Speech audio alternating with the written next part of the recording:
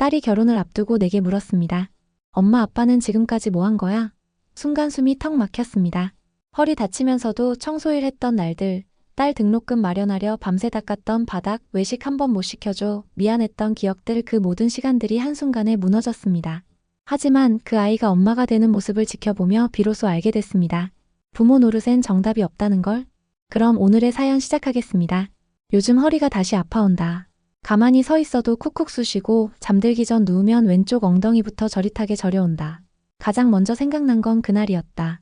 어느 겨울 새벽 4시 비닐장갑 위에 다시 고무장갑을 끼고 창문 없는 화장실 청소를 하던 그때, 세제가 벽에 튀자마자 몸이 시겁하면서 뻐근하게 굳어버렸던 그때, 언제까지 이러고 살아야 하나 달아 빠진 고무장갑을 벗으며 그렇게 속으로 울먹였던 것 같다. 하지만 그런 생각도 잠시였고 곧장 딸아이의 고지서가 떠올랐다.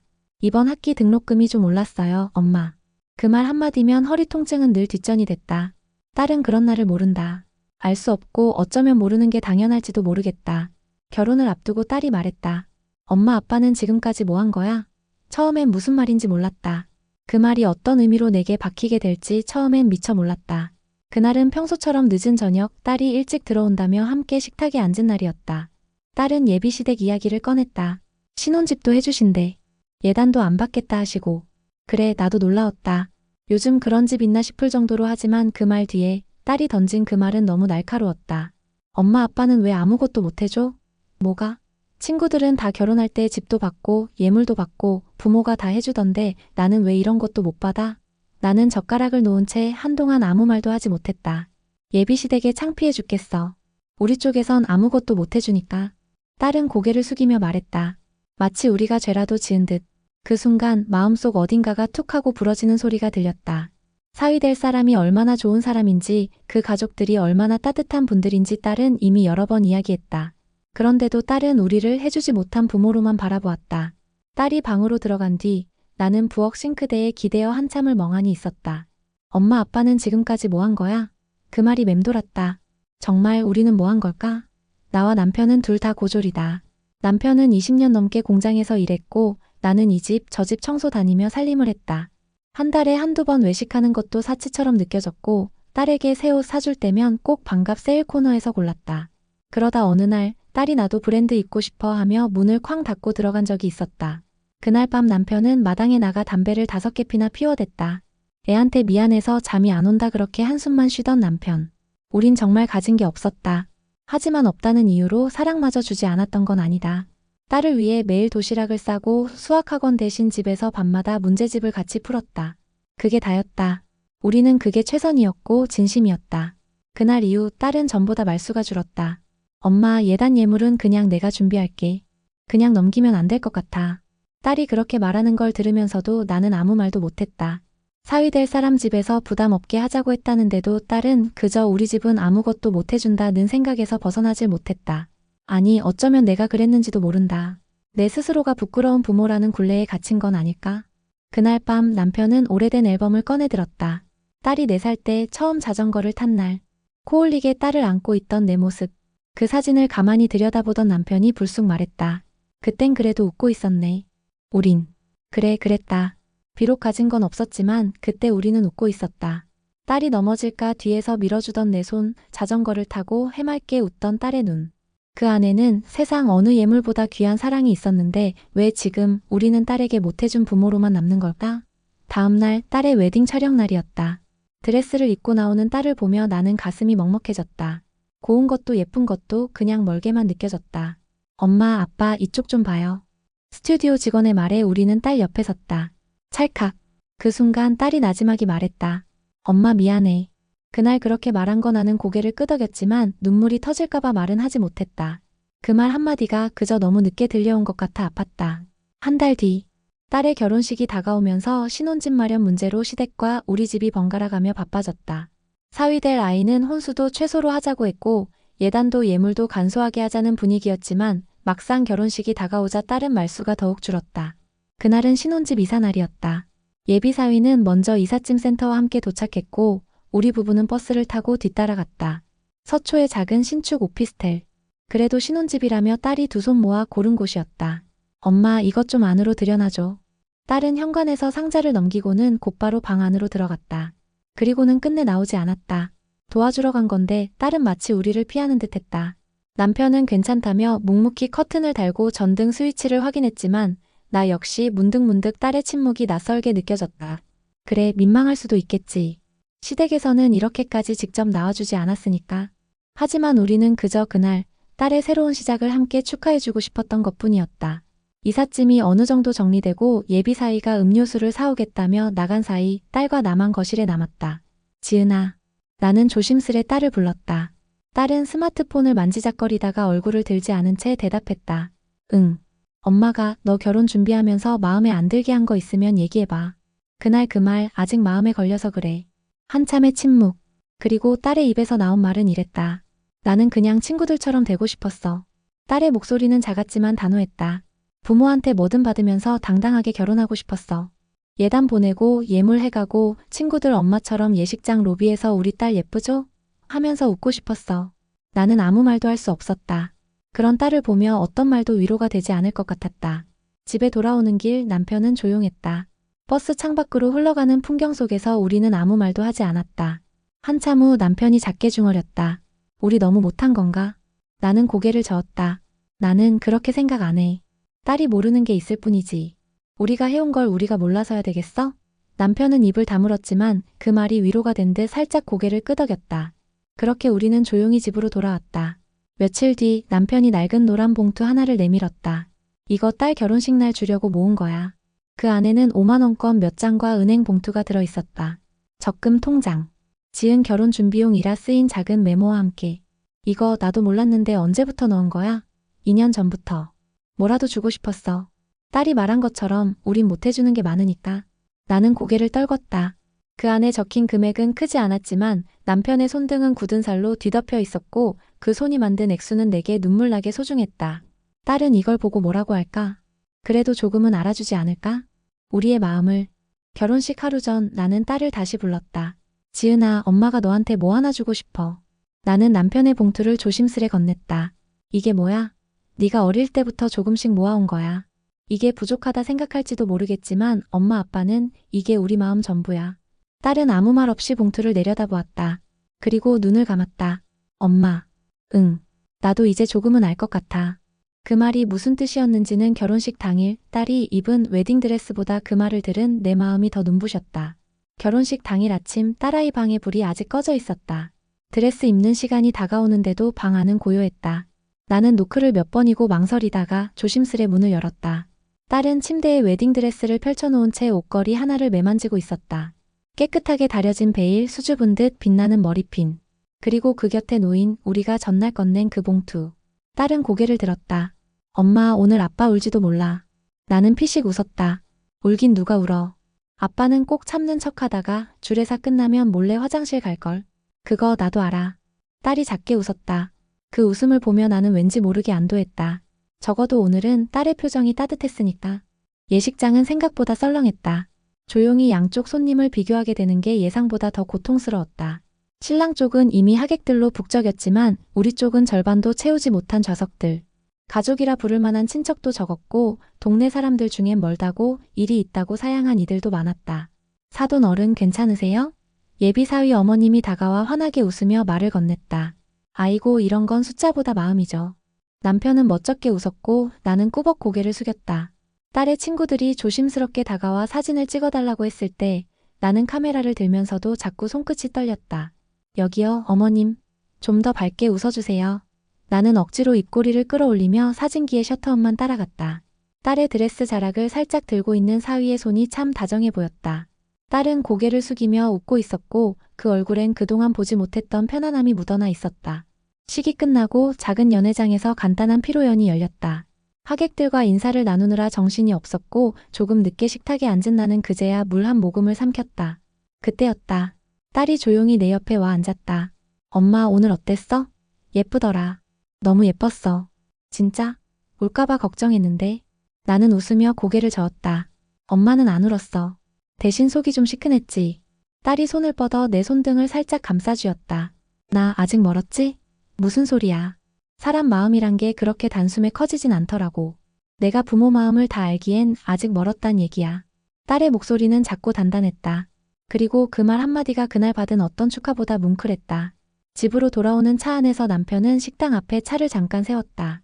오늘 우리 고생했으니까 삼겹살이나 좀 구워 먹자. 나는 피식 웃으며 또 허리 아프다고 알지나마 하며 내렸다. 식당 안 작은 구이판 위에 고기가 익는 소리가 났다. 그 익숙한 냄새에 문득문득 지나온 시간이 겹쳐졌다. 등록금 고지서를 붙들고 한숨 쉬던 날, 딸 생일에 미역국 대신 라면을 끓이던 아침, 그리고 딸이 처음으로 엄마 대신 엄마는 왜라고 말했던 날. 오늘 그 아이는 다시 엄마라고 불렀다. 그 말의 무게가 다시 예전처럼 따뜻해지기까지 시간이 조금 더 걸릴 뿐이라는 걸 나는 이제 안다. 딸이 신혼여행을 떠난 그 주 집은 참 조용했다. 평소 같으면 현관에 벗어놓은 딸의 운동하며 부엌에서 흘러나오는 음악 소리며 작은 소란으로 가득했을 텐데 그 주간은 거짓말처럼 고요했다. 빨래를 거들어 베란다에 나갔다가 딸의 흰 블라우스 한 벌이 빨랫대 끝에 그대로 걸려있는 걸 봤다. 입고 나간다는 걸 깜빡했나 싶었다가 다시 생각해보니 이건 일부러 두고 간 게 아닐까 싶었다. 있던 자리 그대로 두세요. 저 아직 다 떠난 건 아니니까요. 마음대로 의미를 부여하면서 나는 조심스레 그 옷을 다시 개어 서랍 깊숙이 넣었다. 딸아이 방 서랍엔 예전에 내가 몰래 넣어뒀던 작은 메모장이 하나 있었다. 중학생 때 딸이 썼던 감정일기 같은 거였다. 엄마가 오늘은 내 얘기를 안 들어줬다. 아빠는 늘 조용하지만 사실 날 제일 많이 안아준다. 나는 나중에 크면 꼭 엄마보다 멋진 엄마가 되고 싶다. 그걸 다시 읽으면서 나는 괜히 마음이 저릿했다. 엄마보다 더 멋진 엄마가 되고 싶다고 했던 아이가 이제는 나를 원망한단 말인가? 남편은 그 주 내내 라디오를 틀었다. 빈집을 견디는 법이랄까? 말없이 흐르는 음악이나 사람 목소리가 위로가 된다고 했다. 하루는 남편이 내게 말했다. 우리 추석 전엔 딸 집 한번 가보자. 왜? 갔다가 또 상처받을까봐 걱정이 돼서 그래. 가서 뭘 해달라 말하려는 거 아니고 그냥 냉장고에 반찬 한 통 넣어주고 조용히 오는 거지. 그것도 부담이면 현관에 두고 와도 돼. 그 말에 마음이 조금 누그러졌다. 남편이 뭘 바라는 게 아니라는 걸 아니까. 우리 둘 다 애한테 기대거나 매달릴 나이는 지났다. 그저 그 집에 우리 흔적이 하나쯤 있었으면 해서. 김치라도 좀 더 담아둬야겠다. 내가 말하자 남편은 고개를 끄덕였다. 어머니 묘소 갈 때 들르자. 멀지도 않잖아. 며칠 뒤 추석을 앞두고 김치 담그는 날이었다. 손등이 얼얼해질 정도로 물을 썰고 배추를 다듬으면서도 나는 괜히 서글펐다. 엄마는 내게 김장을 가르쳐주지 못하셨다. 20살 때 돌아가셨으니까. 결국 김치도 결혼하고 나서 혼자 배운 거다. 간을 너무 세게 했다가 남편이 밤새 물만 찾던 기억이 아직도 생생하다. 그때부터 내 요리 철학은 늘 그랬다.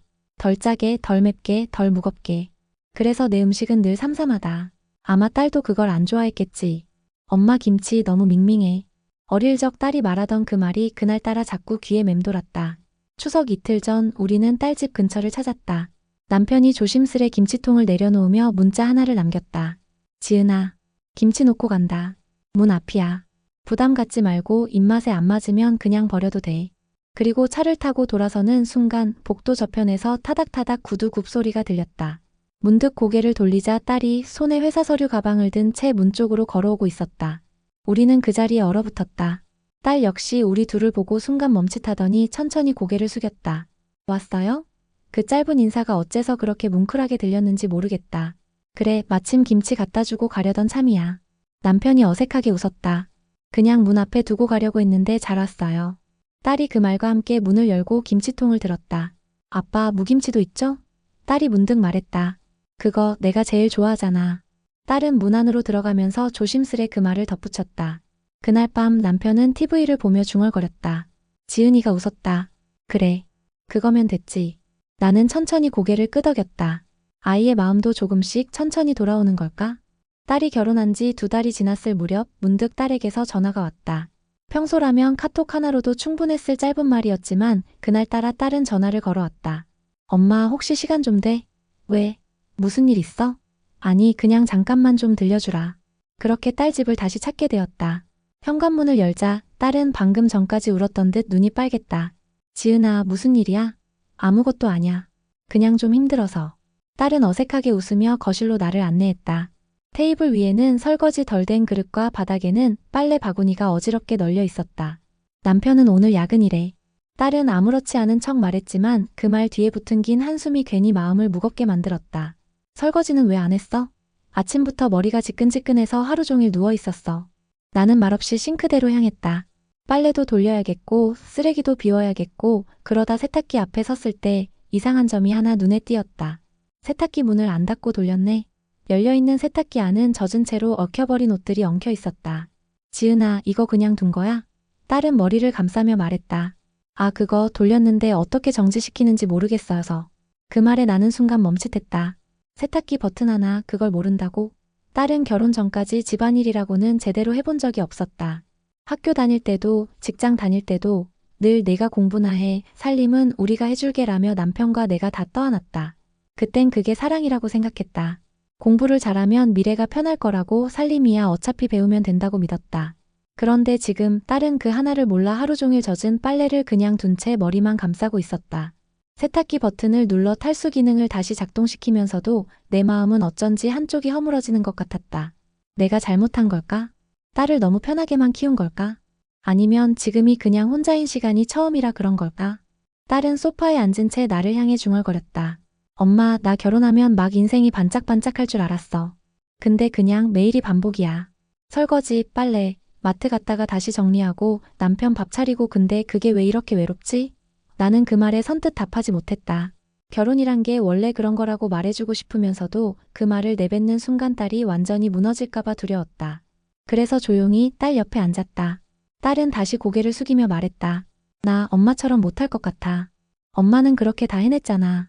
혼자 애 키우고 일하고 아빠 챙기고 나도 매일 잘 챙겨줬잖아. 지금 생각하니까 그게 진짜 대단한 거였더라. 나는 그 말을 듣는 순간 어쩌면 내가 처음으로 딸에게 인정받은 것 같았다. 그동안 딸이 내게 내뱉었던 차가운 말들과 미처 몰라줬던 세월이 그 짧은 고백 한 줄로 조금은 씻겨내려가는 기분이었다. 딸 집을 나서며 남편에게 전화를 걸었다. 지은이 힘들어하네. 괜찮겠지? 응, 괜찮아질 거야. 이제 진짜 어른이 되는 중인가 봐. 나는 신호등을 건너며 중얼거렸다.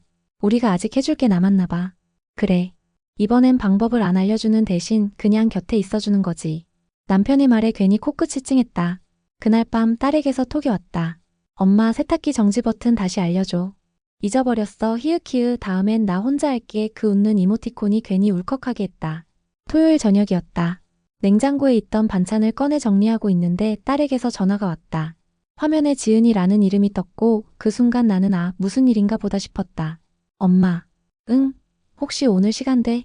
지금? 그냥 집 근처까지 잠깐 나올 수 있어? 무슨 일인데? 잠시의 침묵. 그리고 작게 싸웠어. 딸의 목소리는 낮았지만 그 안에 실린 감정은 너무 선명했다. 나는 외투를 걸치고 급하게 집을 나섰다. 버스 정류장 근처 벤치에 딸은 혼자 앉아 있었다. 자주 보던 코트 대신 집에서 급히 나온 듯 헐렁한 후드티 차림이었다. 내가 다가가자 딸은 눈을 가볍게 비볐다. 그리고는 멋쩍은 웃음을 지으며 작게 말했다. 아직 안 울었어. 울어도 돼. 엄마 앞이잖아. 그 말에 딸의 눈이 조금 흔들렸다. 그러더니 곧 입술을 꾹 깨물고 고개를 숙였다. 남편이 퇴근하고 들어와서 한숨부터 쉬더라. 나도 그거 듣자마자 기분이 확 상해서 뭐가 그렇게 힘드냐고 했는데 걔가 그러는 거야. 넌 하루 종일 집에 있었잖아. 딸은 이를 악문 듯 말했다. 그 말이 왜 그렇게 서럽던지. 나도 집에서 놀고만 있던 건 아닌데 정리도 하고 청소도 하고 김치도 꺼내서 볶음밥 해놨는데 그 말 한마디에 그냥 하루가 다 부서진 기분이었어. 나는 딸의 옆에 앉으며 조심스레 물었다. 지은아, 그 말 듣고 뭐라고 했어? 나도 욱해서 그럼 네가 해보든가 했지. 그리고 문 쾅 닫고 나왔어. 딸은 고개를 떨궜다. 내가 너무했나? 아니, 너무하진 않았어. 그냥 너도 그 아이도 서툰 거야. 누가 먼저 아팠는지 따질 틈도 없이 마음이 다쳤을 뿐이야. 딸은 조용히 고개를 끄덕였다. 입을 열 듯 말 듯 망설이다가 결국 이렇게 말했다. 근데 엄마, 나는 왜 자꾸 엄마한테만 오게 되는 걸까? 그야 엄마가 네가 가만히 있어도 알아주는 사람이니까. 그거 너무 불공평하지 않아? 엄마한테만 이러는 거. 나는 딸의 손등을 가볍게 감싸주며 말했다. 괜찮아. 엄마는 너한테 억울한 마음 없으니까. 그날 밤 딸을 집으로 데려다주며 나는 조심스레 물었다. 들어가면 남편하고 얘기해 볼 거지? 응. 먼저 문은 열어야 할 것 같아. 문 앞에서 딸은 고개를 돌려 작게 웃었다. 엄마. 응. 예전에 엄마가 아빠랑 싸우고 하루 종일 말 안 하던 날 있었잖아. 많았지. 그날 내가 엄마 이거 먹어봐 하면서 찐 고구마 들고 왔던 거 기억나? 기억나지? 그거 사실 아빠가 시켰던 거야. 엄마한테 말 먼저 꺼내보라고. 나는 그 말을 듣고 잠시 아무 말도 하지 못했다. 엄마 아빠도 나처럼 많이 싸웠었지? 많이 싸웠지. 근데 서로 다치는 말을 하지 않으려고 엄청 노력했어. 딸은 고개를 끄덕이며 문을 열고 들어갔다. 나는 한참을 그 자리에 서 있다가 문 너머로 들려오는 조심스러운 발소리를 들으며 조용히 돌아섰다. 그날 밤 남편과 함께 앉아 TV를 보다가 나는 중얼거렸다. 지은이 조금씩 엄마가 돼가는 것 같아. 남편은 고개를 돌리지도 않은 채 그저 한마디 했다. 우리 애 잘 클 거야. 그 말이 괜히 가슴 깊이 뭉클하게 남았다. 그날은 일요일이었다. 전날 밤 딸에게서 전화가 왔다. 엄마 시댁에서 점심 같이 하자고 하시는데 엄마 아빠도 오실 수 있어? 그렇게 우리는 처음으로 사돈 상견례 이후에 공식적인 자리에 나가게 되었다. 작은 한정식집 예약된 방엔 이미 신랑 부모님이 와 있었다. 오셨네요, 사돈. 시어머니는 특유의 깍듯한 미소로 남편에게 악수를 건넸다. 서로 인사도 나누고 음식도 놓이고 딸과 사위는 그 사이에서 어정쩡하게 웃고 있었다. 딱히 나쁠 건 없었다. 형식적인 인사치레, 가벼운 덕담들, 의례적인 웃음. 그러다 시어머니가 작은 봉투 하나를 내밀었다. 지은이가 많이 부족한 아이예요. 앞으로 사위가 좀 더 넓은 마음으로 보듬어줬으면 해요. 그러면서 사위에게 봉투를 건넸다. 나는 순간 등줄기를 타고 식은땀이 훅 끼쳤다. 딸은 그 자리에서 아무 말도 하지 않았다. 고개를 숙인 채 숟가락만 만지작거렸다. 봉투 속이 보일까 조심히 눈길을 피했지만 딱 봐도 돈이었다. 그 순간 나는 알았다. 딸과 사위 사이에 있었던 그날의 싸움, 그게 단지 말 몇 마디의 감정 다툼이 아니라 벌써 시댁이 개입할 정도로 커졌던 문제였다는 걸. 밥을 다 먹고 밖으로 나와 인사를 나눌 때 시어머니는 내게 조심스럽게 말했다. 사돈, 지은이가 감정이 섬세하죠? 요즘은 그렇게 키워서 그런가 작은 말에도 마음을 다치는 것 같아요. 나는 그 말이 뭔가 다르게 들렸다. 지은이가 예민하다. 지은이가 감정적으로 굴었다. 결국 이 모든 갈등이 우리 딸의 탓인 것처럼 들렸다. 그래서 대답하지 않았다. 남편은 옆에서 내 팔을 조용히 잡았다. 그냥 가자. 지은이 보잖아. 차를 타고 오는 길 나는 계속 손을 주물렀다. 시댁이 나쁜 사람들은 아니다. 예의도 바르고 딸에게 잘해주려고 애쓰는 것도 안다. 그런데 그 봉투 하나가 그날의 공기를 바꿔놓았다. 당신네 딸이 서운하게 했으니 우리는 이만큼 챙겨줬어요. 그런 의미처럼 느껴졌다. 무슨 말이라도 했어야 했나 싶다가도 괜히 딸을 곤란하게 만들까봐 입을 다물 수밖에 없었다. 집에 도착하자마자 딸에게 전화가 왔다. 엄마 미안해. 왜? 오늘 엄마 표정 보니까 다 안 것 같아서. 네가 말 안 한 거 나중에 이야기해도 돼. 사실은 며칠 전에 또 다퉜어. 남편이 내가 자꾸 엄마한테 기댄다면서 어른이면 너 스스로 해결하라고 하더라. 그래서 나도 당신은 엄마 없이 살았냐고 했지. 딸은 울먹이며 말했다. 그랬더니 시어머니께 전화해서 지은이가 요즘 예민한 것 같다고 했대. 그게 오늘 점심자리가 된 거야. 나는 아무 말도 할 수 없었다. 그저 딸의 숨소리만 들리던 전화기 너머로 속이 다 뒤집혔다. 딸은 이어서 말했다. 근데 그 봉투 있잖아. 응. 사실 나도 놀랐어. 그런 거 안 받아도 되는데 그걸 받는 순간 뭔가 되게 초라해지는 기분이었어. 나는 그제야 알았다. 딸이 밤 내내 숟가락만 만지작거렸던 이유를. 그 아이도 그 자리가 처음부터 불편했던 거다. 지은아. 응. 사람이 초라해지는 건 돈 때문이 아니야. 자기 마음을 못 지킬 때 그래. 엄마는 네가 지금처럼 스스로를 부끄러워하지 않았으면 좋겠어. 딸은 울음 섞인 목소리로 말했다. 나 엄마처럼 못 살 것 같아. 그럼 되지. 엄마처럼 살지 마. 너답게 살아. 근데 그게 너무 어려워. 나는 입을 꾹 다물었다. 그 말이 얼마나 깊은 진심인지 너무 잘 느껴졌기 때문이다. 전화를 끊고 남편과 마주 앉았다. 지은이 자기 감정이 뭔지 이제 막 배우는 것 같아. 그래, 그게 결혼이지 뭐. 남편은 그렇게 말하며 작게 웃었다. 하지만 나는 웃지 못했다. 내 안에서 뭐가 자꾸 뒤틀리고 있었다. 딸을 위해 내가 해야 할 건 정말 참는 일뿐일까? 이해라는 이름으로 언제까지 딸을 삼켜야 할까? 그날 밤 나는 딸에게 톡을 하나 보냈다. 너무 참고만 살진 마. 엄마는 네가 잘 싸우는 법도 배우길 바란다. 그날은 이상하게도 딸에게서 하루 종일 연락이 없었다. 평소엔 아무리 바빠도 엄마 점심 먹었어? 김치찌개 끓였는데 생각보다 괜찮아. 그런 메시지는 늘 있었는데 그날은 단 한 줄도 없었다. 걱정이 돼 먼저 톡을 보내려다 참았다. 괜히 더 부담 줄까 싶어서. 그런데 밤 11시가 넘어 딸에게서 전화가 왔다. 목소리는 평소보다 한참 낮았고 말끝이 묘하게 떨리고 있었다. 엄마 나 지금 엄마 집 근처야. 왜? 무슨 일 있어? 아니 그냥 잠깐 바람 좀 쐬고 싶어서. 나는 재빨리 외투를 걸치고 딸이 있다는 동네 공원으로 향했다. 밤 공기는 선선했고 그 속에 딸은 벤치에 앉아 양손으로 배를 감싸 안고 있었다. 지은아 엄마. 딸은 갑자기 나를 쳐다보며 작게 하지만 분명히 말했다. 나 아기 생긴 것 같아. 나는 순간 아무 말도 할 수 없었다. 머릿속이 하얘졌다. 딸은 눈도 마주치지 못한 채 계속 말했다. 확신은 아니야. 아직 테스트기도 안 해봤어. 근데 느낌이 그래. 몸도 좀 이상하고 죽이 지난 것도 그렇고. 딸은 작게 입술을 깨물었다. 근데 엄마는 안 기뻐. 그 말이 너무 선명하게 가슴을 찔렀다. 나는 옆에 앉아 딸의 손을 조심스레 잡았다. 지은아, 기뻐하지 않아도 돼. 지금은 그저 솔직한 너면 돼. 딸은 눈을 감더니 작게 울기 시작했다. 나는 일 더 하고 싶었어.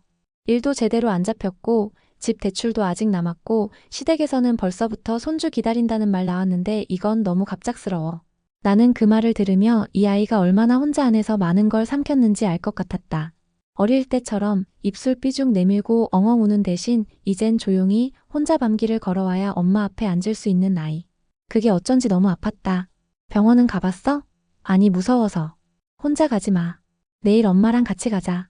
딸은 고개를 끄덕였다.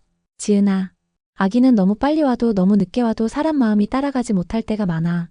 나는 조용히 말을 이었다. 근데 엄마는 네가 어떤 선택을 하든 그걸 후회하지 않길 바래. 누가 뭐라 해도 너는 너 마음을 먼저 봐야 해.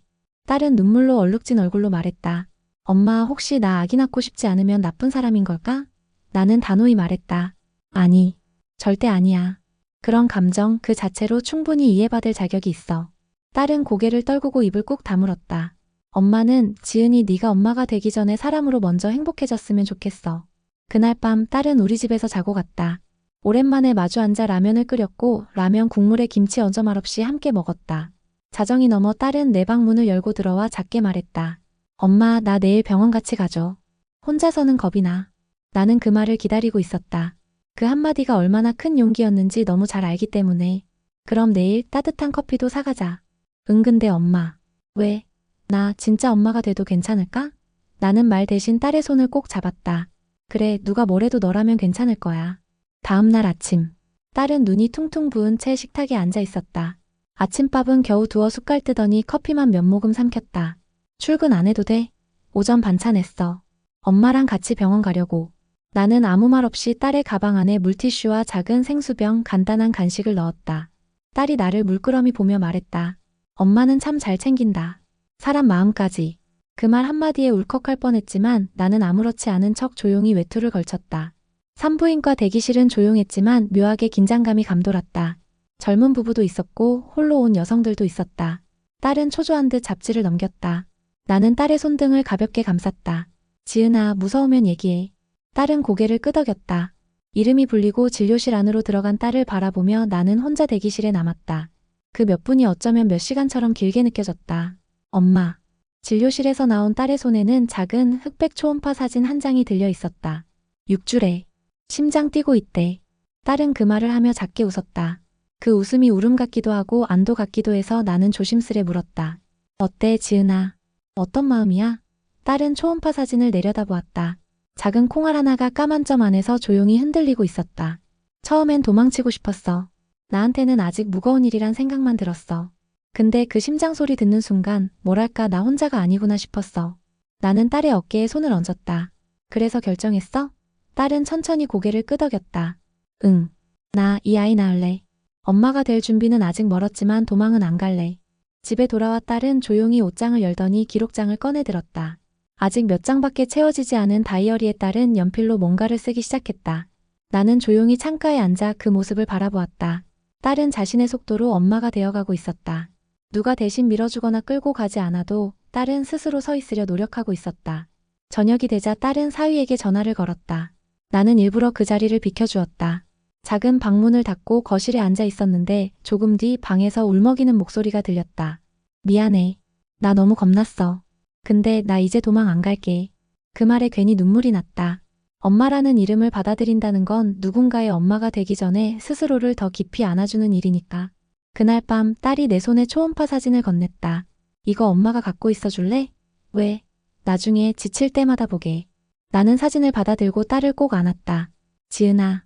응. 네가 우리한테 와줬던 날 기억나? 딸은 웃으며 말했다. 엄마, 나 아기 때 기억 없어. 그래도 엄마는 기억나. 내 심장 소리 처음 들었던 날. 그날도 오늘처럼 세상이 멈춘 것 같았어. 딸은 눈을 감으며 말했다. 그 기분 이제 조금 알 것 같아. 딸은 그날 이후로 달라졌다. 문득 거울 앞에 서서 배를 어루만지는 시간도 길어졌고 아침이면 꾸역꾸역이라도 밥을 챙겨 먹으려 애썼다. 입덧 시작됐나 봐. 입을 가리며 웃는 얼굴이 어쩌면 처음으로 진짜 엄마처럼 보였다. 내가 나중에 엄마처럼 될 수 있을까? 나는 그 물음에 그냥 손을 꼭 잡아주었다. 말보다 그게 더 필요해 보였으니까. 딸과 사위는 병원도 함께 다니기 시작했다. 주말이면 같이 산책도 하고 새로 태어날 아기 이름을 두고 장난도 주고받았다. 그러면서 자연스레 우리와도 거리감이 사라졌다. 딸이 툭 내뱉었다. 아빠가 보내준 귤 진짜 맛있더라. 그거 아빠가 고르고 포장한 거야. 진짜? 아빠 그런 거 할 줄 아네. 글쎄다. 처음엔 몰래 해봤겠지. 딸은 그 말에 피식 웃었다. 그 웃음이 참 고맙고 따뜻했다. 어느 날은 딸이 내게 물었다. 엄마, 나 결혼 전에 그랬잖아. 엄마 아빠는 지금까지 뭐 한 거야? 나는 조용히 고개를 끄덕였다. 그 말 아직도 가끔 떠올라. 괜찮아. 엄마는 안 미워해. 나 그 말하고 나서 엄마 손등 보면서 놀랐거든. 주름이 너무 깊어서. 딸은 눈을 피하며 말했다. 그거 다 내가 키우느라 생긴 거 아닐까 싶어서 사실 그때부터 마음속으론 미안했던 거야. 나는 말없이 딸을 안아주었다. 그 사과 한마디가 그동안의 어느 고생보다 더 깊이 가슴을 울렸다. 며칠 뒤 딸과 함께 아기용품 가게에 갔다. 나는 작은 노란 뇌의 한 벌을 집어들고 조심스럽게 물었다. 이거 어때? 딸은 눈을 반짝이며 말했다. 엄마, 내가 어릴 때 입던 거랑 비슷하다. 그래? 엄마는 기억 안 나는데. 사진에 있었잖아. 아빠가 나 안고 찍은 거. 나는 그 말을 듣고 아득히 먼 시절이 떠올랐다. 작은 사진 한 장, 그 안에 울고 있던 아이와 무표정한 나. 그땐 웃는 게 어색했던 시절이기도 했다. 이 옷 사자, 엄마. 딸이 먼저 계산대로 향했다. 나는 그 뒷모습을 바라보다가 조용히 고개를 끄덕였다. 그날 밤 남편과 마주 앉아 소주 한 잔을 기울였다. 우리 딸 벌써 엄마다. 시간 빠르지. 그런데 나는 아직도 뭘 해줘야 잘 키운 건지 모르겠어. 남편은 조용히 말했다. 이렇게 잘 자라서 내 앞에 앉아주는 거. 그거면 된 거지. 나는 천천히 고개를 끄덕였다. 그래, 정답이 없다는 걸 이제는 받아들여야 할 때다. 밤늦게 딸에게 톡이 왔다. 엄마, 아기 이름 아직 못 정했는데 혹시 엄마가 좋아하는 한 글자 있어? 나는 한참을 고민하다 짧게 답했다. 해. 햇빛처럼 따뜻한 사람 되라고. 딸에게서 바로 답장이 왔다. 해. 예쁘다. 그럼 이 아이는 이제 엄마의 해, 그리고 내 해. 그 글자를 바라보다 나는 문득 세상의 모든 질문이 다 해소된 듯한 마음이 들었다. 엄마 노릇을 잘했느냐 못했느냐 이제는 중요하지 않았다. 그 아이가 내 앞에 웃으며 서 있다는 것만으로 충분하니까. 부모라는 이름은 늘 부족하고 서툽니다. 그럼에도 아이가 웃으며 엄마라고 불러주는 순간 그 모든 시간들이 의미 있었다는 걸 깨닫게 되죠. 이 이야기는 한 사람의 미안함이 다른 한 사람의 용기로 이어진 서툴지만 진심이었던 사랑의 기록이었습니다. 시청해주신 여러분 진심으로 감사합니다. 이 이야기가 마음에 와닿으셨다면 구독과 좋아요 한 번씩 그리고 댓글로 응원해주세요.